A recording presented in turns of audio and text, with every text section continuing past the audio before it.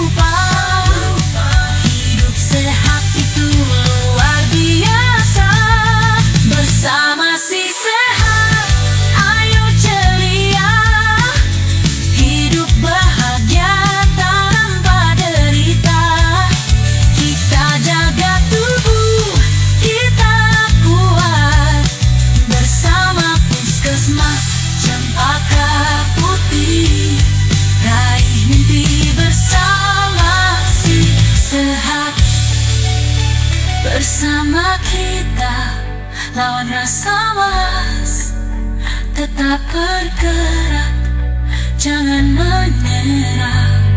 Dengan senyuman kita berusaha, sehat jiwa raga, itu kuncinya. Melangkah, hidup sehat milik kita semua. Hari ini kita kuat, besok sukses dan hebat.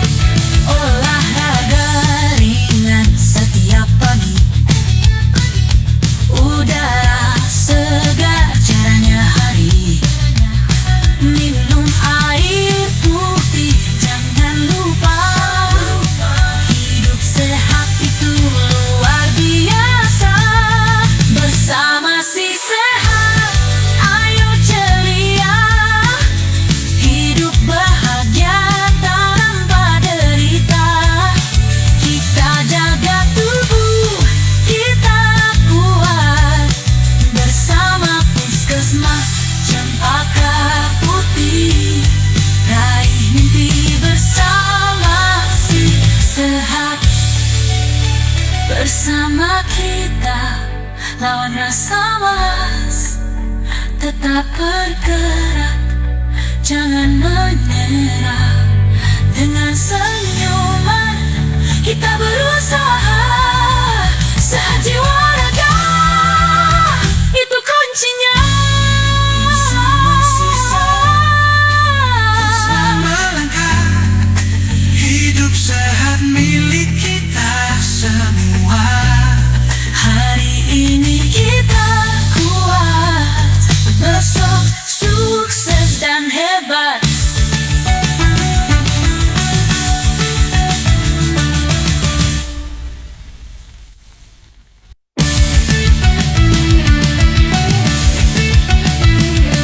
Sehat, komunikasi seputar kesehatan. Langkah kecil kita mulai hari, bergerak bersama penuh energi.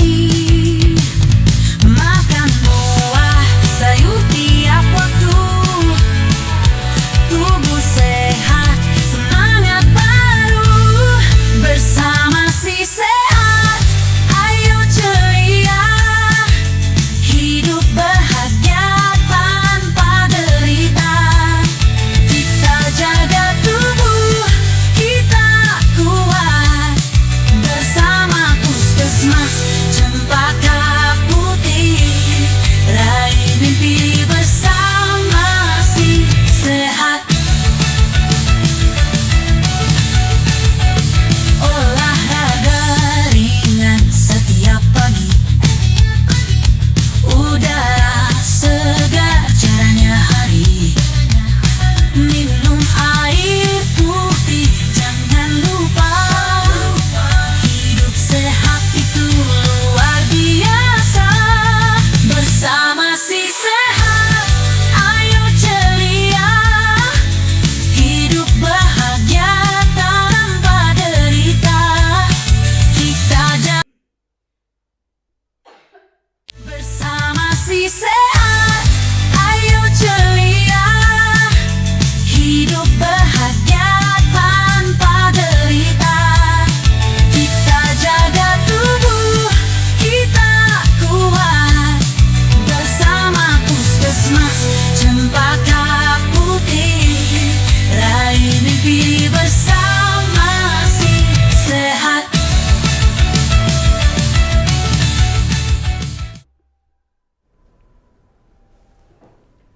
Assalamualaikum warahmatullahi wabarakatuh.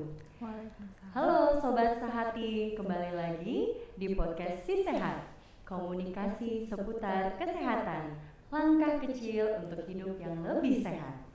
Perkenalkan, dengan saya Dr. Luciana, host Si Sehat kali ini. Sobat Sehati, pada podcast kita kali ini kita akan membahas tentang deteksi dini kanker serviks atau kanker leher rahim dan kanker payudara dalam rangka memperingati Hari Kanker Sedunia yang diperingati setiap tanggal 4 Februari setiap tahunnya.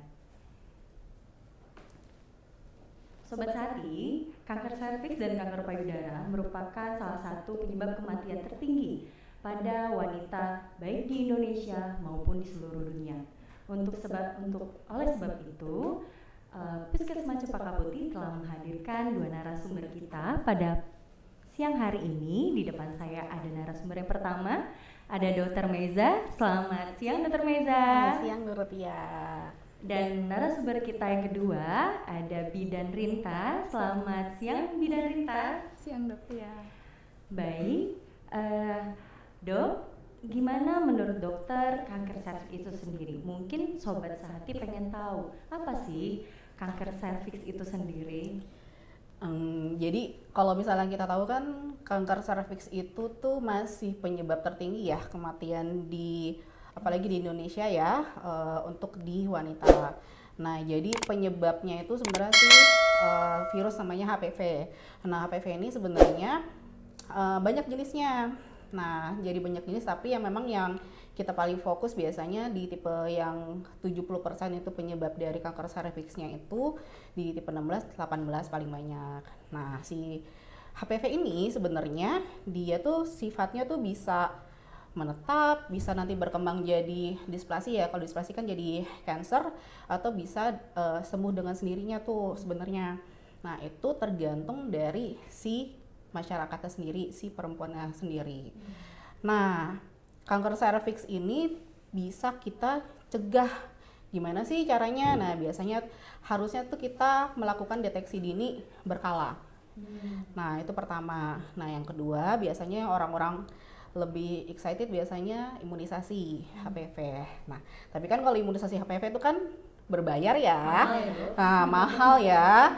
Ada berapa kali juga, apalagi sekarang makin berkembangnya teknologi, semakin banyak penelitian, ininya juga makin banyak variannya, semakin mahal. Nah, sedangkan kalau misalnya deteksi dini berkala itu gratis di puskesmas. Nah, jadi yang kalau di luar padahal bayarnya lumayan, uang yang kos yang dikeluarin lumayan, kalau di puskesmas gratis gitu. Ditambah lagi sekarang udah ada PKG juga ya dok ya? Apalagi sekarang kan dari pemerintah udah ada pemeriksaan kesehatan gratis nih. Bisa banget buat dimanfaatin ke puskesmas, buat ibu-ibu, buat diperiksain. Pokoknya jangan takut buat periksa. Baik, Sobat Sehati, Dokter Meza ini merupakan PJ, IFA, dan kanker atau paliatif di Puskesmas Cempaka Putih. Selain itu, Bidan Rita juga sebagai pelaksana di Poli KB IFA di Puskesmas Cempaka Putih. Nah, yang sering menangani bertemu secara langsung ini Bidan Rita ya. Nah, Bidan Rita sendiri, siapa aja sih biasanya yang screening di Poli IFA, KB IFA sendiri? Sebenarnya untuk screening kanker serviks ini bisa untuk semua wanita, semua perempuan ya dok ya, terutama yang sudah kontak seksual. Jadi tidak terbatas untuk usianya. Apalagi sekarang kan ada program PKG itu ya dok. Sebenarnya bisa dimanfaatkan banget dok sama masyarakat, karena pengalaman saya sendiri sebelum ada PKG atau pemeriksaan HPV DNA yang gratis ini, di swasta itu saya berbayar sampai 1,5 juta. Nah, iya, dan sekarang di puskesmas gratis ya dok. Jadi masyarakat ayo, kalau memang sudah sesuai dengan kriterianya, sudah kontak hubungan seksual, ayo screening ke puskesmas kita. Oke, berarti apakah ini hanya di Puskesmas Cempaka Putih dok, atau di seluruh? Satu DKI Ya? semuanya Seluruh bisa. DKI ada juga ya. Jadi kalau Sobat Sehati yang mungkin ada berada di luar wilayah Cempaka Putih, namun fasilitasnya di luar dari Cempaka Putih bisa di sekitarnya ya. Bisa banget dok. Oke, nah gimana sih dok deteksi dini kanker rahim itu, caranya, metodenya? Mungkin sobat-sobat ini pengen tahu, karena kan penasaran nih apakah sama dengan yang pap smear ya. Mungkin kalau Sobat Sehati baru tahunya itu pap smear dok. Gitu. Betul. Nah, jadi kalau di puskesmas bukan cuma di Cempaka Putih aja sebenarnya, semua satu DKI 44 puskesmas sama kayak di Cempaka Putih. Nah, kita tuh di sini ada pemeriksaan IFA sama ada pemeriksaan PVDNA ya Kak ya. Nah, PVDNA kita baru mulai 2023 kayaknya ya. Baru di akhir tahun 2023 tuh memang baru. Nah, memang sih orang lebih awam sama pap smear ya. Nah, kalau HPV DNA ini sebenarnya kita lebih spesifik karena kita bener-bener mencari si virus. Jadi kan kalau misalnya kita lihat tuh nanti cairan dari sekretnya ya, jadi sekret dari vagina kita ambil, terus kita langsung fokus utamanya nyari si virusnya. Nah, seperti yang tadi saya udah bilang tuh, jadi kalau misalnya kita mencarinya langsung ke tipe HPV-nya, tipe 16, 18 sama 52. Nah, itu yang kita cari, dan itu nanti dilihat di mikroskopik dengan teknologi.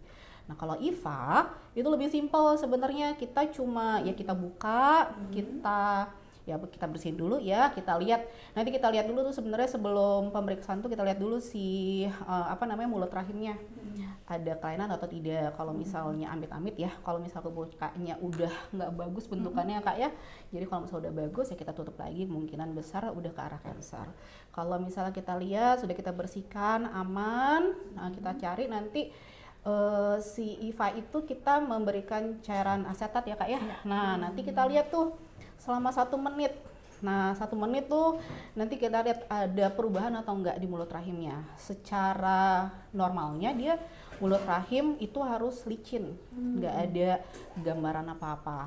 Nah jadi kalau misalnya yang kita bilang IVA positif itu dia ada perubahan warna kayak lesi plak keputihan gitu. Nah itu menandakan positif. Nah tapi kalau positif itu, ini kalau pengalaman di puskesmas ya Kak ya, kalau positif itu tuh orang mikirnya, aduh kanker ya gitu kan ya. Nah padahal kan kalau misalnya kita di pelayanan kita udah jelasin sebenarnya IVA sama HPV DNA itu deteksi dini gitu ya. Jadi deteksi dini. Jadi kalau misalnya ada gambaran HPV gambaran IVA-nya positif bukan berarti lagi kanker. Cuma memang lagi ada lesi prakancer di si wanitanya, si pasiennya. Nah, tapi jangan takut kalau misalnya di puskesmas yang sudah tersedia layanan krioterapi, nah yang IVA positif tuh kita bisa terapi langsung di sini. Jadi selain kita dideteksi di sini, kalau kita tadi kata dokter lesi kanker, berarti kita bisa langsung ditindakan juga ya dok ya di sini ya. Jadi prosesnya berapa lama sih itu dok? Karena kan kadang ya namanya ibu ya, kebanyakan wanita itu kadang ada kegiatan di rumah tangga gitu ya, kadang mau buru-buru nganter anak. Kira-kira proses dari awal pasien itu masuk untuk tes IVA sampai selesai itu kira-kira berapa lama? Jadi sebenarnya untuk pemeriksaannya sendiri kadang-kadang pasien yang dikhawatirkan hasilnya berapa lama, terus sakit nggak sih dok, Bu Bidan. Jadi sebenarnya ini tidak sakit, hanya berasa tidak nyaman. Tetapi kalau pasien rileks, klien kita rileks, itu sebenarnya justru tidak berasa apa-apa. Betul.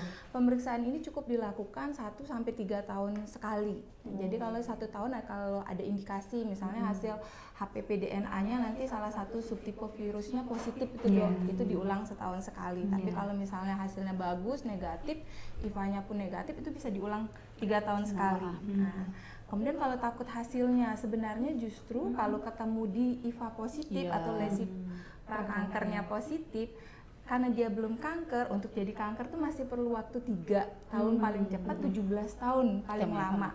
Nah kalau ketemunya baru di awal deteksi atau screening, itu justru bisa diobati dan dengan krioterapi dan sudah dengan penelitian itu penyembuhannya bisa sampai 98%. Tapi kalau masyarakat tidak aware, tidak periksa, tidak screening, justru seperti nyimpan bom waktu. Jadi karena tidak ketahuan, ketika sudah bergejala, biasanya itu sudah stadiumnya sudah lanjut seperti itu. Jadi sebenarnya jangan takut ketika dia positif IVA-nya ya, karena semakin terdeteksi lebih dini ya, maksudnya gini.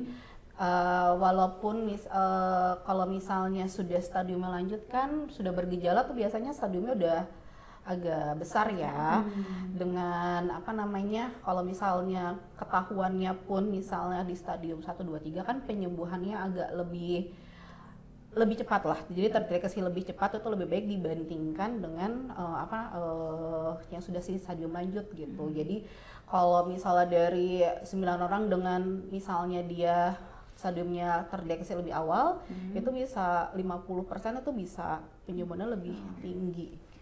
Jadi memang sangat berpengaruh sekali ya deteksi Karena dini susah ini banget ya. sebenarnya kalau di pelayanan tuh mengedukasi pasien, ini pengalaman juga ya kalau misalnya mengedukasi pasien untuk melakukan pemeriksaan, mereka lebih takut dengan hasilnya dibandingkan dengan manfaat yang didapatkan buat diri dia sendiri. Padahal ya maksudnya kan kalau ibu-ibu udah dia ibu ya kan, dia juga istri. Kalau misalnya kita sakit, pertama yang kita pikirin anak-anak ya. Nah kalau misalnya ibu sakit, anak gimana, siapa yang mengurus, apalagi kalau misalnya anak masih kecil.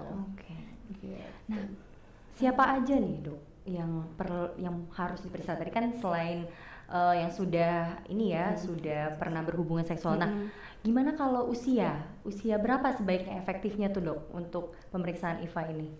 Biasanya sih kalau utama tetap 30 tahun ke atas ya, 30 sampai 69 tahun kan.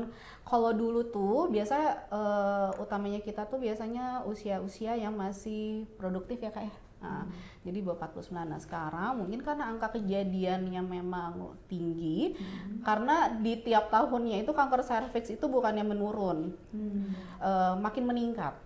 Nah, justru aja kanker serviks deteksi dini ini lebih tinggi screening di daerah ya kayak dibandingkan di Jakarta. Oh gitu. Iya, gitu. Jadi kalau misalnya kita lihat memang utama sih 30 sampai 69 tahun karena itu misalnya kayak saya di beberapa kali pelayanan itu pasien-pasien yang sudah usianya lansia tiba-tiba datang udah perdarahan. Jadi udah perdarahan, kita oper ya ke poli untuk pemeriksaan, kita buka ya ditutup lagi karena udah Ada tanda-tandanya udah cancer. kanker. Masalah itu juga ada beberapa faktor risiko. Nah, orang mikir saya masih muda lah, ngapain sih dicekin gitu kan ya. Nah, lihat lagi nih dari pola hidupnya kita juga gimana. Misalnya nih, kalau orang dulu kan banyak nikah masih kecil ya. Saya pernah nemu pasien nikah umur 12 tahun waktu saya lagi keluarga. Nah, semakin dini dia menikah, kontak seksual dia makin cepat, di bawah 20 tahun, itu resiko untuk ke kanker juga lebih tinggi gitu. Terus misalnya dia ada pola hidupnya memang dia ngerokok, terus minuman beralkohol, bergonta-ganti pasangan, itu bisa jadi faktor resiko. Nah, yang lebih ini lagi mudah lagi nih pasien-pasien yang biasanya dok cuma keputihan doang. Iya nggak? Nah, keputihan itu tuh bisa jadi faktor resiko kalau untuk menjadi kedepannya bisa jadi gejala, tapi memang bukan keputihan yang biasa-biasa aja, biasanya agak lebih berbau discharge-nya. Nah, itu bisa jadi resiko juga buat jadi jadi kanker. KB orang nggak, kalau misalnya saya di poli KB pakai KB apa Bu? Pakai KB pil dok. Kalau bisa diganti ya, kita edukasi ya Kak ya, biasanya kita ganti. Jadi ngaruh. Jadi kalau KB hormonal, dia hormonal apa aja sih, bisa pil ya, pil KB, suntik KB 1 bulan, bahkan ada 2 bulan ya. Ya 2 bulan, 2 bulan, 3 bulan, apapun yang dengan KB hormonal itu bisa menjadi resiko, apalagi dia kalau pemakaiannya lebih dari 10 tahun. Karena pakai KB, mengedukasi pasien juga untuk pakai KB IUD, karena kan kalau pakai KB IUD itu butuh persetujuan suami ya biasanya. Nah, itu. Jadi tuh banyak faktor yang bukan cuma usia aja sebenarnya yang bisa menjadi resiko untuk jadi kanker. Merokok juga tadi ya. Terus kalau hygiene nih dok, karena kan kadang apakah pengaruh itu dok terhadap hygiene? Karena penyebabnya tadi virus ya dok ya. Virus. Gitu. Kalau penyebab virus ini apakah berhubungan dok misalnya? Karena banyak kadang juga ada yang bertanya, dok apa karena saya buang air kecil sering di toilet umum gitu, kadang pertanyaan-pertanyaan awam kayak gitu yang bikin tanda tanya nih dok. Nah, itu biasanya seperti apa tuh dok? Hygiene ya bisa jadi faktor risiko ya, karena kalau misalnya memang di daerah ya namanya kita kan nggak tahu ya, kalau misalnya di umum ya, misalnya kamar mandi yang umum, nah itu biasanya takutnya jadi infeksi. Nah, kita kan nggak tahu kalau misalnya infeksi itu yang menurunkan daya tahan tubuh. Nah, namanya virus kan lebih cepat kena kalau misalnya daya tahan tubuhnya juga menurun. Oke. Dok, ini rupanya sangat menarik sekali sepertinya pembahasan kita tentang kanker serviks ini ya. Sampai saya ada 4 pertanyaan dari para audiens nih. Boleh ditanyain nggak dok? Boleh ya? Dok, mau tanya, jika kanker serviks itu bisa tertular nggak ke anak yang dilahirkan? Misalnya ibunya hamil dengan kondisi kemungkinan ada ditemukan lesi prakanker, bisa menularkan ke anaknya nggak gitu? Kalau ke plus enggak sih. Kalau Tidak ada ya. Oke, jadi nggak ada. Jadi memang benar-benar itu hanya di host di tempat ibunya aja ya, tidak mengikuti jalan lahir. Ya, dia tidak mengikuti jalan lahir, nggak masuk lewat plasenta juga enggak. Oke, jadi yang penting itu harus segera. Nah, kalau kondisi hamil tadi tuh dok, itu tetap dilakuin kalau misalnya memang ada lesi prakankernya sendiri. Kalau untuk tindakannya bagaimana? Jadi Dok, kalau untuk yang ibu hamil, kebetulan di puskesmas kita nih, untuk ibu hamil pun kita aware sekali ya untuk screening kanker serviksnya. Jadi ada pemeriksaan kanker serviks yang bisa dilakukan pada ibu hamil. Sebenarnya secara teoritis IVA, HPV DNA bisa dilakukan ya Dok. Cuma karena sedang hamil kita sedikit mengintervensi, takutnya nih Dok, sebenarnya bukan karena tindakannya. Si HPV DNA kan agak masuk ke ostium tuh istilahnya yang tempatnya biasanya kalau pembukaan yang diukur. Jadi dikhawatirkan habis dilakukan pemeriksaan HPV DNA terjadi kontraksi, sehingga yang paling aman dilakukan adalah pemeriksaan IVA karena dia hanya mengoles mengulas. Jadi yang penting dia deteksi dini kan pilihan ada dua ya tadi ya Dok ya, ada dengan HPV DNA yang dengan lebih spesifik, satunya lagi dengan IVA tadi itu ya. Jadi hanya dipoles aja kan kelihatan tadi kelihatan ada lesinya kalau emang. Dan kalau ada kita temukan lesi, biasanya kalau pada ibu hamil kita tunda ya Dok. kita tunda dulu buat tindakan kan kalau positif kan kita ini emergensi ya Dok, seperti yang tadi di awal dari ketemu lesi sampai jadi kanker dia paling cepat 3 tahun, sehingga nanti akan kita ulang lagi biasanya. Pasca lahiran setelah usia bayi 6 bulan, 6 bulan baru kita ulang lakukan. Berarti kalau untuk ibu hamil juga jangan takut ya Dok ya. Ibu hamil lumayan banyak ya Kak ya positifnya. Lumayan juga ya ternyata positif ya. lumayan banyak. Ya mungkin dengan pola hidup juga ya Dok ya, yang saat ini kan kita semua serba instan, serba mudah. Jadi mau itu kondisinya hamil atau tidak, tua muda semua bisa kena ya. Oke, Dok, kalau misalnya kita beranjak ke payudara. Nah, kanker payudara kan ini juga lumayan ya Dok ya, di kita juga banyak, angka kematian juga tinggi. Nah, apa sih Dok yang bisa dilakuin di puskesmas ini untuk pemeriksaan deteksi dini pencegahan kanker payudara? Biasanya pokoknya kalau di kita biasanya sekalian kita buka bawah kita periksa atas ya. Jadi atas bawah ya. Atas bawah kita periksakan gitu ya. Komplit ya Dok. Screeningnya komplit. Jadi kita kalau kita di puskesmas kita ada pemeriksaan sadanis, tapi pemeriksaannya. Nah sebenarnya pemeriksaan payudara itu tidak serta-merta harus dengan tenaga klinis. Sebenarnya justru yang lebih penting itu si pasiennya sendiri di rumah melakukan pemeriksaannya sadari. Kalau di puskesmas apa tuh Dok sadari Dok? Pemeriksaan periksa payudara darah sendiri. Nah, kalau sadanis kan memeriksa memang tenaga kesehatan. Nah, jadi kalau misalnya mereka periksa di rumah ada benjolan, ada perubahan bentuk dari payudaranya atau dari puting susunya, keluar cairan, nah itu langsung lapor biasa ke pihak tenaga kesehatan. Jadi sebenarnya yang paling penting itu pemeriksaan yang di rumahnya sendiri. Gitu. Termasuk sadanis ini semua usia juga ya Dok ya? Atau ada spesifik juga? Enggak. Sebenarnya dari sejak si anak perempuan sudah menstruasi sudah bisa kita cekkan pemeriksaan jauh lebih dini ya. Jauh lebih dini. Ya kan kalau misalnya kanker serviks kan harus ada kontak seksual dulu ya. Kalau payudara dia sejak dia sudah menstruasi sudah bisa tuh melakukan pemeriksaan sadari di rumah sendiri. Kalau untuk faktor resikonya ini Dok, apa aja dari kanker serviks ini bisa terjadi pada orang yang seperti apa aja?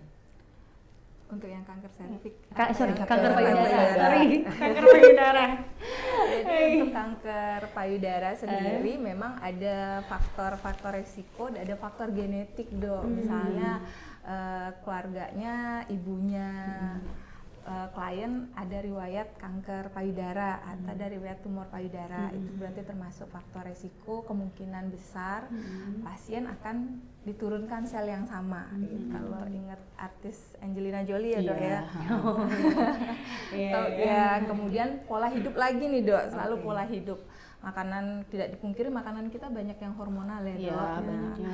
Jadi itu juga salah satu faktor resikonya. Kemudian yang ketiga dia menggunakan KB hormonal juga termasuk, salah satunya ya KB pil itu sebagai salah satu pencetus. Kemudian ya gaya hidup, jarang olahraga, obesitas juga salah satu pemicu terjadinya kanker payudara. Jadi harus simpen gulanya ya dok, jangan banyak makan gula ya dok. Kalau aku tambahin lagi nih, kan kita ada PKG nih, ya kan. Kalau di PKG itu utamanya kita kan memang lebih ke screening ya. Nah, jadi kalau di PKG itu kita nanti ada penilaian nih, risiko rendah, sedang sama berat gitu. Risiko rendah, sedang sama tinggi.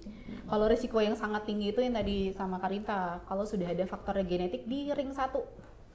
Ring 1 tuh misalnya di ayah sama ibu. Ya, entah dia ada riwayat kanker payudara, entah dia ada riwayat kanker apapun, apalagi kalau misalnya di ring 1 itu dia kansernya kurang dari 40 tahun, itu sudah resiko. Masuk resikonya bukan resiko rendah, sedang atau tinggi, tapi sudah resiko sangat tinggi. Sangat tinggi ya. Gitu. Nah, itu harus agak lebih, proteksinya agak lebih tinggi tuh kalau sudah ada resiko itu. Nah, terus kalau misalnya apa aja sih yang dinilai misalnya untuk risiko gitu? Jadi misalnya dia usianya udah 50 tahun lebih misalnya. Terus ada riwayat pernah mungkin waktu pas masih muda dia ada riwayat tumor jinak payudara, FAM. Bisa Itu bisa jadi faktor cancer juga. resiko. Oh, faktor resiko. Nah, faktor Nggak resiko. selalu Nah, ya, terus belum menikah sampai usia 30 tahun, itu juga jadi resiko. Belum memiliki anak di atas usia 30 tahun, terus tidak menyusui lebih dari 30 tahun, pemakaian KB hormonal lebih dari 30 tahun, dan obesitas. Obesitas. Kita ya. Oke, jadi Nah, itu tuh nanti ada scoringnya tuh masing-masing itu. Kalau misalnya nanti scoringnya lebih ke kalau risiko rendah berarti kita nanti lebihnya ke gaya hidup ya. Nah, tapi kalau modifikasi sudah gaya masuk hidup ke 3 sampai 7 kita biasanya tentu saja didukung sama pemeriksaan sadanis dari kita gitu. Sampai kalau sudah resiko kita akan mengarahkan untuk pemeriksaan sadanis lebih lebih berkala sampai ada benjolan ya baru kita biasa rujuk. Tapi dari tadi memang kesannya itu kanker ini benar-benar menakutkan ya dok. Tapi sebenarnya bisa dicegah, termasuk dicegah. kanker Kanker payudara ini payudara, ya dok. iya. Kalau kanker serviks tadi bisa kita screening dengan pemeriksaan yang ada. Nah, kalau kanker payudara ini sendiri, nah kami saat memeriksa itu juga mengkonseling pasien supaya pasien tahu cara pemeriksaan yang benar seperti apa. bagaimana itu Kak pemeriksaannya? Waktu-waktunya itu. Jadi untuk pemeriksa payudara sendiri sederhana ya dok ya, sebenarnya ada 3 yang harus diperhatikan. Jadi 3D dilihat, kemudian diraba, kemudian Diraba, dipencet. Oh, bukan diterawang. Itu nggak boleh ya. Ada jatah yang lainnya. Nah, kalau pasien aware dengan kesehatan, balik lagi ya, siapa lagi yang sayang sama diri kita sendiri kalau nggak kita gitu kan. Nah, pemeriksaan payudara ini juga cukup sekali dalam 1 bulan dok. Dilakukannya di hari ke-7 sampai hari ke-10 dari hari pertama haid. Misalnya hari pertama haidnya tanggal 1 Februari, berarti nanti kita akan periksa di tanggal 8 sampai dengan tanggal 11 ya. Di rentang waktu itu silahkan diperiksa. Nanti di rumah hanya butuh kaca, selesai mandi boleh, karena maaf nih harus bertelanjang dada. Jangan lupa pintunya dikunci. Karena kita harus lihat nih kedua payudaranya sejajar atau tidak dok. Kulit payudaranya ada gambaran kulit seperti kulit jeruk, ada cekungan seperti lesung pipik nggak di area payudaranya, atau puting susunya masuk seperti itu. Kemudian baru diraba. Nah, saat diraba itu dirasakan nih apakah ada benjolan atau tidak. Ketika ada misalnya, tidak usah keburu takut, atau yang paling sering kita dengar di masyarakat karena takut dikira kanker itu justru ke alternatif. Nah, nanti jatuhnya malah datang sudah dalam kondisi kanker stadium lanjut. Padahal kalau kita deteksi dini, rutin memeriksa diri kita sendiri, begitu ketemu benjolan langsung ke puskesmas, kemudian diperiksa memang benar, dicurigai gitu entah benjolannya ke arah tumor jinak atau tumor ganas, itu biasanya kita rujuk ya dok. Iya, biasa kita rujuk ke jejaring kita untuk dilakukan USG. Dan kadang-kadang juga rujukan kita ternyata hanya kelenjar lemak, jadi nggak usah khawatir. Jadi nggak selalu semuanya itu pasti kanker, tumor yang lumayan ganas atau jenis yang lainnya. Bahkan lemak, kelenjar itu juga bisa ya dok ya ditemuin ya. Jadi sobat jangan takut dulu untuk periksa sendiri ya, karena ternyata nggak semenyeramkan seperti yang kita pikirkan ya. Dan ini ternyata fasilitasnya juga sudah lengkap ya. Petugas-petugasnya juga udah pada sangat terlatih. Jadi jangan khawatir, dan aksesnya juga ya dok ya, bisa diakses. Kalau memang tidak bisa ditangani di sini, bisa kita lanjutkan ke rumah sakit memang kepada yang lebih ahli lagi, gitu ya dok ya. Baik dok, ini sudah banyak masuk pertanyaan, jadi saya mungkin akan membacakan dulu ya dok ya. Pertanyaan-pertanyaan kita yang ada dari YouTube, itu yang tadi yang pertama udah kita bahas. Yang kedua, dok mau tanya, apakah kanker serviks bisa mempengaruhi kemandulan nih dok? Kemandulan Bisa menyebabkan mandul? kalau dok? sampai saat ini sih belum ada ya itunya ya, untuk literaturnya ya, kalau jadi mandul atau tidak menyebabkan jadi infertil ya. Enggak sih, tapi kalau misalnya ya kalau cancer kan udah beda cerita. Iya. Nah itu jadi karena kan kalau kalau udah dia kanker kan berarti dia sudah menerima terapinya. Iya. Nah biasanya kita takut dengan radioterapinya atau dengan kemoterapinya. Biasanya pasti yang dipilih pasti yang lebih emergensinya dulu. Itu apa? Jadi memang kalau si kankernya menyebabkan kemandulan enggak, cuman kalau karena kanker itu jadi ada tindakan prioritasnya pasti dulu. ya memang akan terjadi pengangkatan organ lah ya dok ya istilahnya gitu ya. Itu yang menyebabkan mungkin seseorang itu jadinya tidak bisa memiliki keturunan lagi. Jadi bukan si virusnya gitu ya, bukan virusnya. Oke. Terus ada pertanyaan ketiga nih dok, dari Bu Wiwi. Izin bertanya, kalau sudah histerektomi apakah perlu screening serviks dok? Tergantung histerektominya dok. Jadi ada yang histerektomi yang mulut rahimnya disisakan. Nah kalau itu tetap harus dicek screening. Tapi ada juga yang diambil secara keseluruhan. Nah yang itu yang nggak usah. Jadi selama masih ada si leher rahim itu masih perlu dicek ya teman-teman sobat. Terus ya selanjutnya dok, mohon maaf tuh agak banyak, mungkin kita batasin 3 pertanyaan terakhir ya dok. Dok mau tanya, jika hasil HPV DNA ada yang positif, bagaimana cara penanganannya dan apa yang harus dilakukan? Tadi ya. Jadi kalau HPV positif, biasa kan kita memang kalau di Cempaka Putih kita ada cross testing dengan IVA ya. Nah jadi nanti ada beberapa tuh, misalnya HPV positif. Kalau misalnya memang positifnya tipenya berapa sih biasanya? Kita kan fokus di 16, 18 sama 52 tuh ya. Nah biasanya kita tetap observasi dulu selama 1 tahun ya kak ya. Kita ulang lagi nanti HPV DNA-nya. Tapi kalau misal si HPV-nya positif dengan IVA-nya positif ya kita krioterapi gitu. Tapi pokoknya si pasien tuh jangan langsung dak-dikduk besar aja. Karena kebanyakan yang konsultasi tuh kalau pas HPV-nya, karena banyak di kita itu IVA-nya negatif, HPV-nya positif. Nah, terus mereka udah seneng kan, oh ya bagus, alhamdulillah gitu karena IVA-nya negatif. Ternyata pas dicek, pas dapat hasil sebulan kemudian, HPV-nya positif tuh, udah kenapa bu, udah ngawang ya bu ya, kayak gini. Iya nih dok, gimana ya? Jangan takut, jangan seperti yang kita bilang tadi yang saya jelasin di atas tuh. Jadi kalau misalnya si kanker serviks itu dia bisa menetap, bisa berkembang jadi displasi, bisa jadi kanker ke depannya, atau bisa dengan sembuh sendiri. Karena biasanya dia bisa hilang sebenarnya dalam 2 tahun.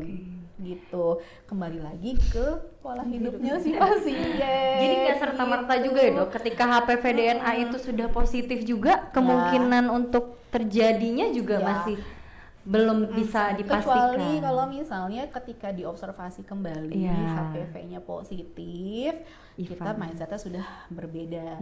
Karena harapannya adalah ketika dia pasien dengan HPV-nya positif sudah bisa menjaga pola hidup sehatnya, harusnya bisa bisa hilang dengan sendirinya gitu kan ya. Tapi kalau sudah setelah di 2 kali pemeriksaan dia masih positif ya udah persisten kan, kita sudah harus rujuk ke dokter spesialis onkologi. Nanti di onkologi biasanya ada pemeriksaan lebih lebih mendalam lagi, entah dia sitologinya lebih apa, atau ada tindakan langsung gitu. Tapi yang bisa melakukan cuma dokter obgyn spesialis. Tapi tentu itu setelah melewati perjalanan yang Iya, panjang juga betul. ya. Yang ada di depannya aja dulu dok ya, yang cek IVA, terus pemeriksaan HPV DNA, dan yang paling bisa dikerjakan di rumah sesimpel sadari ya. Terus yang terakhir nih dok, ini dok tentang vaksin. Vaksin kanker vaksin HPV sendiri. Itu efektivitasnya seperti apa dok? Kalau misalnya saya selalu bilang ya, yang namanya imunisasi itu bukan menyebabkan pasiennya jadi tidak terkena, gitu. Jadi setidaknya dengan imunisasi HPV itu ketika itu kan bentuknya preventif ya kalau imunisasi itu. Jadi cuma untuk pencegahan.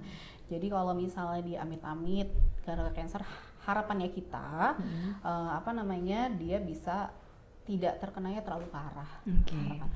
Tapi dibandingkan imunisasi sebenarnya yang lebih, karena kalau misalnya imunisasi ya kita kan memberikan imunitas ke diri kita gitu kan ya. Sedangkan kalau deteksi itu kita langsung melihat, itu kan langsung kita cari langsung ada atau enggak nih yang di depan mata gitu ketika dibuka. Jadi lebih objektif ya? Ya, lebih objektif kalau pemeriksaan. Kalau vaksin HPV itu lebih efektif pada yang belum kontak seksual ya dok ya, sehingga program pemerintah sekarang kan ada tuh program pemerintah tuh di kelas 5 sama kelas 6. Kelas 5. Oke, kelas 5 sama kelas 6. Jadi memang sedini mungkin dikasih supaya mencegah untuk di kemudian hari. Tapi kalau udah, jadi untuk yang sudah pernah melakukan kontak seksual itu sudah tidak begitu efektif lagi berarti ya dok ya. Harus dilakukan pemeriksaan yang tadi, deteksi dini dengan IVA. Ya sebenarnya sih 2 sih dok. Oh ya. Kalau dua-duanya ya. Kalau dua-duanya bisa, cuman ya lumayan cuma ya dok. orang kan biasanya gini, kalau kita ke pasien tuh, dok saya kan udah imunisasi HPV dok. Masih perlu nggak periksa ini? Perlu lagi dok pemeriksaannya banyak banget itu kalau misalnya, karena kan kita pemeriksaan kita bukan cuma dari dalam gedung ya, kita banyak ke kantor. Nah kantor biasanya kalau apalagi kalau swasta itu udah banyak banget tuh yang udah imunisasi HPV. Emang perlu lagi dok kalau udah imunisasi? Perlu. Kalau misalnya nggak berkolaborasi juga nggak akan efektif HPV-nya.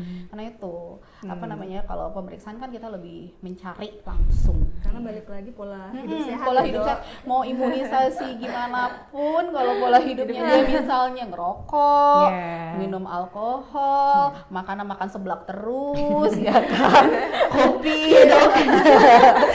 Dan gitu dong. Itu jadi resiko kan. Ya, itu jadi faktor resiko yang bisa juga memperberat ya, meskipun kita udah melakukan berbagai usaha untuk pencegahan ya. Jadi yang paling intinya adalah puasa yang enak-enak ya dok ya. Baik dok, ini karena keterbatasan waktu kita, mungkin dari dokter Meza sama Bidan Rinta ada yang ingin disampaikan untuk sobat-sobat si sehat di rumah. Dok, aku mau nambahin satu. Oh ya, boleh silakan. Kalau tadi kan untuk pemeriksaan sadari tuh, kan kalau misalnya kita tahu biasanya usia produktif ya. Iya. Nah, kalau menopause gimana dok? Oh iya, benar. Jadi kalau misalnya yang menopause itu tetap lakukan pemeriksaan. Jangan, karena kalau kita di pelayanan tuh, saya kan udah menopause dok. Jangankan mengedukasi dia buat pemeriksaan HPV ya kak ya, susah sekali. Pemeriksaan payudara aja tuh susah. Gitu. Jadi tetap harus dilakukan pemeriksaan. Kan biasa kan kalau siklus menstruasi kan dia 28 sampai 30-an ya siklusnya, jadi tidak terlalu banyak berubah tuh. Nah nanti dicek aja di setiap tanggal yang sama untuk pasien masyarakat yang sudah menopause. Gitu. Itu untuk pemeriksaan sadari sendiri ya dok ya. Jadi meskipun kondisinya bagaimanapun, sedari remaja, sedari anak-anak itu udah mulai puber atau usia 13 ke atas ya, sampai dengan lansia, bahkan sampai di hari akhir berarti ya dok ya. Itu harus rajin cek sadari ya, karena kita juga nggak tahu itu kemungkinan bisa muncul itu kapan, nggak melihat usia, kecuali tadi kalau termasuk kanker serviks juga ya dok ya, ternyata usia lansia juga bisa. Nah Gimana nih dok, dari Dokter Meza dan Mbak Rinta sendiri ada yang ingin disampaikan nggak buat sobat-sobat Sehati si sehat? Apa pesannya nih dok? Apa yang ingin disampaikan supaya mereka ini nggak takut lagi, mereka nggak dihantui dengan aduh pemeriksaannya dengan cara pakai alat nih gitu. Gimana nih dok? Oh iya, satu lagi dok. Oh iya, ada Kalau lagi. tahu kan alurnya kalau mau screening, iya, takutnya iya, udah iya, tertarik iya. nih Iya, tapi bingung bener-bener. Iya, iya, iya, puskesmas. Jadi kalau tertarik untuk screening harusnya tertarik ya dok. Ya, harus karena buat tertarik. diri sendiri Karena kan. buat diri sendiri. Silakan daftar, bisa lewat CKN Mobile, bisa langsung onsite atau datang langsung ke kita. Nanti tinggal daftar ke Poli KB dan IFA. Dan ini pemeriksaannya gratis dengan BPJS yang aktif. Oke. Yang penting BPJS-nya Aktif, pasti betul. dilayanin ya. Iya. Mau kalau yang di luar fasilitas kesehatan nih pengennya ngeliat jemput nih, kayaknya bidannya pada ramah-ramah gitu. Mau kesini tapi di luar fasilitas gimana tuh dok? Tetap dilayani ya. betul, Jadi jangan tetap khawatir dilayani. teman-teman. Tetap Akan. dilayani. Tetap dilayani. Ya. Oke, ada yang ingin Mungkin dari kita berdua ya dok ya, sobat sehat jangan takut untuk screening. Yap. Ya. Jangan ditakutkan kankernya tapi dicegah. Karena penyakit kanker ini ternyata bisa dicegah. Jadi daripada diobatin harus di kemoterapi segala macam, lebih baik dicegah. Cegahnya pun murah, mudah, gratis lagi ya dok ya. Untuk kanker serviks sendiri cukup setahun sekali, jadi cukup meluangkan waktu sehari dalam setahun, atau kita pun tidak melulu hanya di dalam gedung Iya, ya, kita juga melaksanakan IFA di luar posyandu. gedung, Jadi iya, betul. kalau pas ada posyandu diumumin sama ibu-ibu kadernya ada pemeriksaan IFA nih, gitu. Jangan. Silakan datang. Jadi kalau sobat-sobat Sekalian Cempaka Putih, jalan-jalan. kalau ke Posyandu ada Dokter Meza pasti udah tahu ya. Dokter Meza di situ buat apa? Silakan cek IFA dan Sadari ya. Bidan Rinta juga biasanya ada. Dan teman-teman kelurahan juga pustu ya. Itu tersedia juga ya, Betul. Dok. Jadi tidak hanya di kecamatan, tapi ada di Di 3 pustu. tiga pustu juga yang di Cempaka Putih. Baik, terima kasih banyak Dokter Meza, Karinta atas ilmu dan informasinya. Semoga informasi yang disampaikan bermanfaat untuk sahabat si sehat yang ada di rumah, dan semoga yang menonton podcast kita kali ini juga yang tadinya ragu-ragu menjadi memiliki keinginan kuat untuk melakukan deteksi dini ya, dan itu sudah bisa diakses oleh seluruh warga masyarakat yang ada di DKI bahkan ya. Betul. Untuk di Vaskesnya masing-masing. Untuk wilayah Cempaka Putih silahkan datang ke Puskesmas Cempaka Putih. Baik Sobat Sehati, mari cegah kanker serviks dan melakukan deteksi dini. Sobat Sehati, jangan lupa like, comment, share, and subscribe YouTube channel kami Puskesmas Cempaka Putih, dan jangan lupa juga follow IG Puskesmas Cempaka Putih @puskesmas_cempaka_putih. Baik, terima kasih atas perhatiannya. Sampai jumpa di podcast-podcast lainnya. Bye-bye. Bersama si sehat.